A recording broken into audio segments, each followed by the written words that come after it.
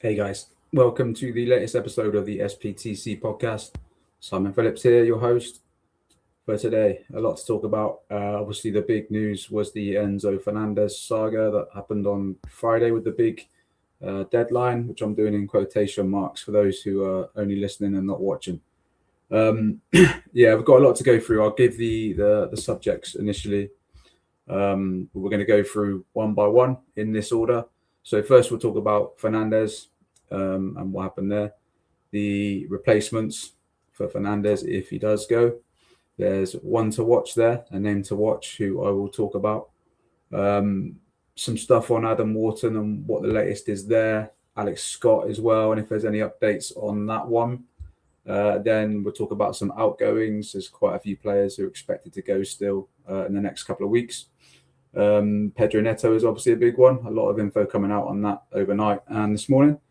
And then I'm going to talk about what I expect to see in the remaining weeks of the window in terms of incomings, actually, as long as, it's obviously going to be depending on a lot of things. But I'll talk about some more incomings that can still happen at the end of the window for Chelsea. And then I'm going to end the show really on a bit of a downer. I don't like doing that, but I'm going to talk about the Substack chat section, and what's happening there and what might happen. All right, before we get into it, those of you watching on YouTube, please, I've got a website, sptc.news. If you can head there and subscribe to that, that will be amazing. And anyone who is not subscribed to YouTube yet, on my channel on there, it's Cy Phillips Talks Chelsea. Please go ahead and like and subscribe all the videos. It would be a massive help, as I always say, building this platform and keeping it vibing like it is at the moment. Instagram as well, Cy Phillips Talks Chelsea, and TikTok. All right, guys, let's get into it. The Enzo Fernandez saga is definitely not over. It never was. This whole 5 p.m. deadline thing was just it was just all like a stance from Chelsea. It was very much, an exercise to show that Chelsea are not taking this lightly. They're standing firm. They're going to be tough on the fee. And to be honest, I never really looked much into the 5 p.m. deadline. I knew that once that passed and he had not gone anywhere and he was still here, I knew that it was going to carry on because, everything I've been hearing up to then and still am hearing now is those close to the deal and those close to Fernandez are still have an expectation that he will be leaving Chelsea this window, and the most likely destination is still Manchester City, who have stayed in touch with his agents all through this, and it's not really stopped. So City they wanted to sell Rodri first, get that one over the line. I think that one stuttered a bit, so there was an expectation that City would even get this deal done by the deadline. But I think the Rodri stuff stuttered a little bit. But now, obviously, we've got the agreed deal reported for that. So now Rodri's gone, they can go all in for Fernandez again, and they haven't been put off by the deadline and missing it. All they'll do now is they'll just try and structure the deal in their favour. And no guarantees that Enzo goes because, as I've said all along, despite the fact that he wants to go, it needs someone to pay the fee. And Chelsea will obviously sell him. They know that he wants to go, but equally they will keep him. If nothing else happens, Enzo's not going to be a problem. He's going to be professional. So Chelsea is sort of, preparing for all eventualities on this one. But the saga is not over. I expect it to continue. It was mad on Friday. Like a lot of people who had been reporting on it. And if they were still saying that, Enzo, there's nothing definite to say that Enzo is staying at Chelsea and this one is still ongoing. Like a lot of us didn't really get drawn into the hype of the deadline because, it was clear that it didn't really mean anything that Enzo could still leave Chelsea. But obviously he has a lot of really big fans. And a lot of people got angry that people were still suggesting that it's not over yet, and a lot of abuse and name calling and stuff going on, and it's pathetic. It really is. But I'm not going to talk too much on that now because the situation is still ongoing, and the Enzo story is not over. I think we've got a dramatic week, maybe 2 weeks coming up now with this one. Although Chelsea, with their first game of the season coming up next Monday, a week today, I think they will want it dusted well and truly by then or before then, so they can concentrate on the game. So yeah, that will conclude soon.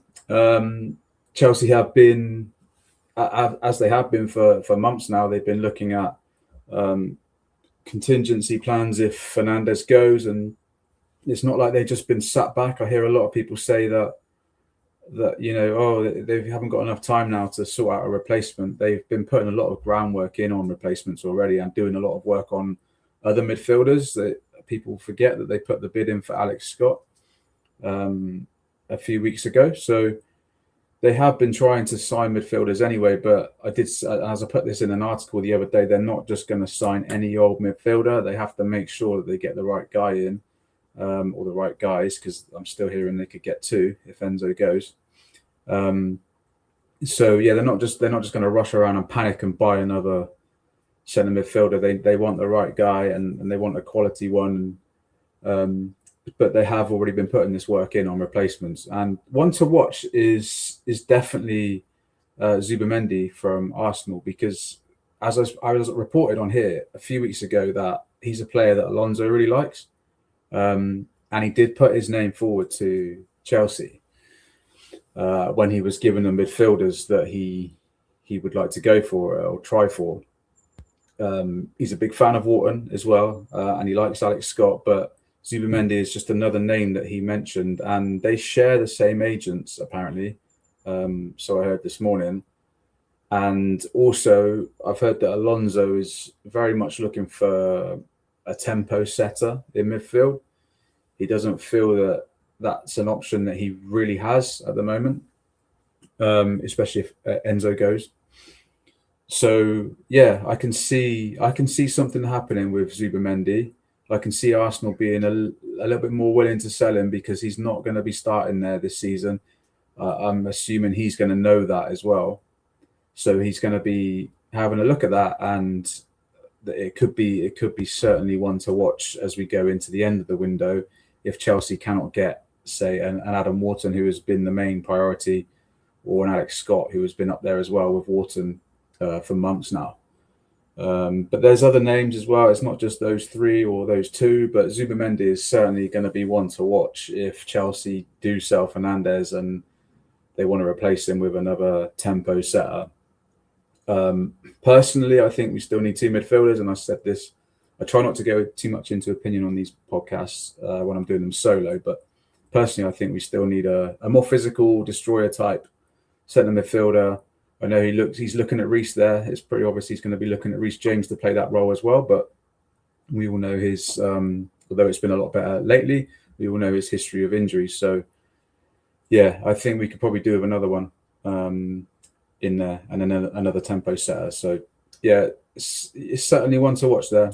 There was a meeting with Crystal Palace on Saturday evening between Chelsea officials and Palace officials.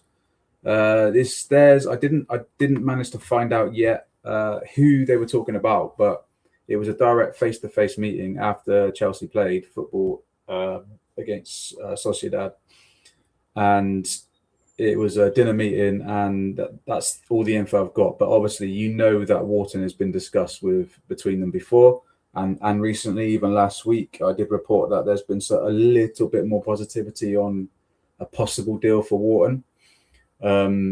It's been shut down to me a lot, most of this window, purely because I was told that he was priced out of a move. But the sort of what I'm hearing is changing a little bit more positive, that it could potentially be on the cards, especially if Chelsea sell Enzo, and then I'll talk about this a bit later down the show. But Neto could be a big fee as well, so Chelsea will have money.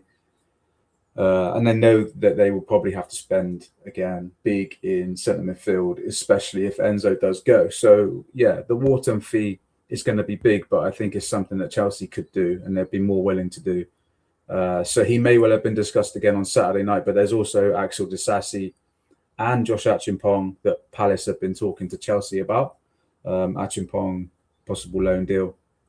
And then Disasi is obviously another loan deal, but Chelsea have been trying to turn that into permanent. So there is 3 players there that they have been discussing. And before I move on, I will say on Achimpong as well, I heard just this morning, actually just before I came on, that Coventry City and Frank Lampard are pushing really hard to try and get him on loan. So that's definitely, it's a new one to me. I haven't heard that yet. So, but that's definitely another one to watch. Just added that to the show now because I sort of saw my phone. I did see it just before I come on, but I got another message about it, and it seems like that one is heating up, possibly Achimpong to Coventry. Be great for Lampard to have him there, and he's definitely going to get game time under Lamp, so that would be a great move if anything does come of that. But again, I'll get some more info on that later on, hopefully, and I'll put anything out if I can on the website, sptc.news. And the last guy in midfield, talking about replacements for Fernandez and extra midfielders who we might get in. Obviously, Alex Scott is still very much on the cards. It's not disappeared. I know we're not hearing anything about it. I keep getting asked about Alex Scott, but Chelsea were annoyed that the offer went public. So I believe that if they have put another offer in for Alex Scott, it might have already been done. And we might not have heard about it because I know that they've tried to operate in complete silence on that one now. So yeah, but he's still he hasn't disappeared. Chelsea's interest is very much there in Scott. He hasn't signed a new deal at Bournemouth yet, so he's still available. But you've got to pay the fee. I think they want 85, at least 85, I think, or 80 million for him. So yeah, we'll see what happens with that. But that's the midfield. That's the big issue that Chelsea are looking at now, and the big sort of jobs they've got to do before the window closes, because the midfield is the most important area on the pitch. They've still got players, their own players that, obviously Dario Sugo could go out on loan still. I think they're kind of holding off on that one until they see the situations with who they can get in and the Enzo situation. Romeo Lavia, still got big interest coming in for him, although I haven't heard of anything developing yet. So there's still a few, situations that can happen in midfield, and Chelsea are sort of leaving that until the end of the window now to get the most important job done. Again, outgoings this week, we had a few sort of going through or starting to go through last week, and there'll be more. I believe this week they're going to ramp up again, and there could be some big sales. We mentioned Enzo, mentioned Neto. That could be 2 big sales that could be going through before the end of the window, and both of them will bring in big fees. So Chelsea will have a bit to play with in the end of the window. I've always predicted a busy last week and a busy deadline day, and I still think we could see that, especially if we get these sales go through. Liam Delap is certainly one to watch at Nottingham Forest. I reported last week on the live blog exclusively, actually, that Forest were now moving on him, talking to his agents, and possibly looking to agree a fee to sign him. So yeah, that's an interesting one. But Delap is not short of interest. He's got a lot of other clubs in for him as well, Everton. And there was a report on Como, wasn't there, over the weekend? But apparently he wants to play in the Premier League. So yeah, I think Forest is a strong one to watch there, for any of you keeping a close eye on that one. Nicholas Jackson is obviously destined to go up, and saying that for weeks now. I don't believe he's being looked at as a player who's going to stay now at this point. And yeah, the interest there, the main interest is Aston Villa, and Jackson could go. And also, we've got all these strikers, but a lot of people have been saying if we sell Jackson, if we sell Delap, if we sell Mark Yu, then who I still don't know where he is. He seems to have disappeared off the face of the planet. And if we sell all of those, then we're left with João Pedro and Danny Welbeck as the 2 options up front. I've seen people say we might need a third, but I believe, I haven't heard that we'll be going for another striker, and I believe that they would be happy with what they've got, because at the same time, if they've got other options that can move around and play in those different roles, Alonso, I believe, would be happy to use a false 9 if he needed to. If we needed cover. And yeah, so I think that I can't see them going with 3 strikers, to be honest. I think they will probably end up with just the 2, and then using maybe the option of having Morgan Rogers or someone like that as a false 9, if they need to. But Neto, I'm going to go back to Neto now because he could be a big sale. Chelsea are not going to let him go for cheap. If he goes anywhere, it'll be for a big fee. I think I did hear something around 75, 80 million. Other people have said more than that, but obviously with Saudi involved now, it could go to more than that.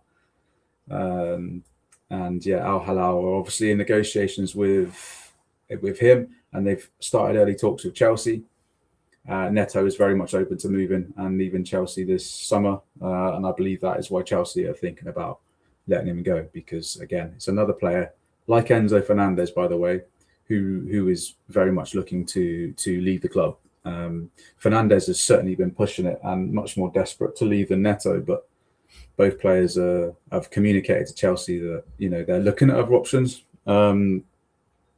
So Neto to Saudi is certainly building a bit of momentum this morning and this week, and the big question then is, will he be replaced? The answer is I don't know yet, because it's sort of an early one, and Neto has been spoken about for a while now that he could be a player that could go this window, but I've never really seen it as a serious move that would happen because of the fee that Chelsea have put on him. But yeah, I'm going to ask some questions around that. The only early sort of feedback I had from sources when I asked about it last night was that there's potential to bring in a versatile attacker to replace Neto if he does go, and that has been discussed at boardroom level and with Alonso. I don't know whether they will or not, because obviously they've got Cuenda, they've got Esteval, and depends on systems and stuff and how they're going to play. So I don't know whether they definitely will, but it has been mentioned to me that a versatile attacker to replace Neto could happen, especially if Mudryk goes as well on loan, which is what's being currently discussed at the moment. Coventry were mentioned with him as well, weren't they? So I don't think Coventry will be able to take 2. Interesting one to watch. But yeah, a versatile attacker. You can play left or right wing or left or right wing back is what I've heard initially. But I'll hopefully get some more info on that in the coming days. But what else can happen in the last 2 weeks of the window in terms of incomings? It's all heavily dependent on outgoings, obviously. But we could still see 1 or 2 centre midfielders arrive, a new centre back, and this versatile attacker. And it makes me think, could this versatile attacker be someone who could play anywhere across the front line? Could they be looking at him as coming in as a third choice striker option as well as on the wing? Now, I know there's not many players around who can do all of that, but I'm sure there's some. But yeah, we'll see what happens on that. But a new centre back and a new centre midfielder is still something that I'm hearing is on the cards, and at least 1 centre midfielder. So yeah, it obviously needs a lot more dominoes to fall and other things to click into place, but it's definitely something that could still happen there, and a lot going on at Chelsea. It's not going to be quiet. It's not going to be a quiet last week. I think it's going to be very dramatic, very busy, especially with all this Enzo Fernandez stuff going on. I've got just one final thing to say on Fernandez. I know I try not to do opinion on this. I do have articles out on this actually today with further opinion, because that's where I try and keep my opinions, or on other podcasts. But it's I see a lot of blame go towards Enzo's agent, and I do get that. I do understand that, because his agent is the one who's been out there being vocal. And I also heard that he's not operated very well throughout this, and I don't think Chelsea like him too much. But at the end of the day, he might be an idiot. I don't know him, by the way. I don't know if he is an idiot. Never met him. Never really heard much about him. But he's obviously been very vocal, and I don't think that's helped. But he might be an idiot. But at the end of the day, he is doing what his client is telling him to do, which a lot of people seem to be conveniently ignoring. Enzo wants to leave Chelsea, so he's told his agent that he wants to leave Chelsea and to find him another move in any way possible. So if Enzo's agent is not doing what Enzo is paying him to do, then he would have sacked him by now, right? You're paying someone to do a service and they're not doing it, you're not going to keep them there, are you? So Enzo is clearly telling his agent to get him a move. And a lot of people are not taking that into consideration, which is weird. Because, yeah, a player is going to have an agent and a player is going to instruct that agent what to do. So, yeah, just remember that when you want to start abusing people. Talking about abuse, I've got to end the show talking about abuse because, yeah, what's happened this morning, obviously, those of you who are not subscribed to the website, feel free to leave now if you're not planning to subscribe. But if you are, then we have a chat section on the Substack.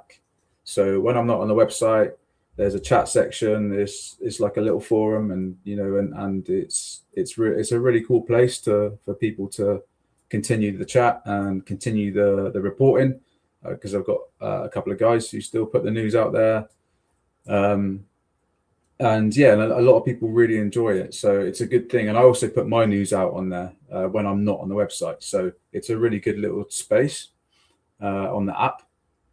So, but it's run by Rob Prattley, who a lot of people know, of X, and yeah, he used to put his info on there, but I'm not going to go into the reasoning for it, but obviously it's pretty obvious the main reason. He's fed up of just getting disrespected and abused on there, so he's not going to be sharing his info on there anymore, which is a massive shame. And I might have to close the chat down again. There's an article coming out on this later today explaining it more on sptc.news, but if anyone's got any suggestions what we can do instead to replace it, obviously I don't have the time to police it, and that's what Rob's doing so kindly in his spare time, which again really annoys me, why people decide to abuse or disrespect him, because you've got this great space and now it could disappear because people are idiots and decide to